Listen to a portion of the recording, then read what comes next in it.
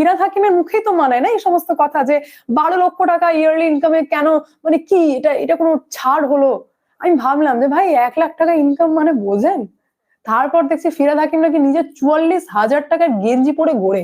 সে আবার বলে যে আমাদের দেশের পিএম যখন পড়তে পারে, আমাদের দেশের সিএম যখন পড়তে পারে, তো আমি নয় কেন? ভাই আপনি কে হে? আপনাকে মানায়? মানে কি আপনি মেয়র হয়ে, মানে একজন মেয়র 44,000 টাকার গেঞ্জি, মানে এটার মানেটা কি বলুন তো? আমি আপনাকে এক্স্যাক্টলি বলছি, আমার ফিল হয় যে টাকা কিভাবে তাড়াতাড়ি কোন একটা বাজেট খাতে আমি শেষ করব, নাহলে তো যেকোনো টাইমে যেকোনো কেউ আনা দিয়ে দেবে টাকা, তো ভাই ওটা তো আর ব্যাংকে ভরা যাচ্ছে না, এনি হাউ এন্ড করো। তো সেই ব্যক্তির কাছে 12 লক্ষ টাকা ইয়ারলি তো কি ভাই, এটা টাকা, এ তো কাগজ, এ তো কাগজের টুকরো।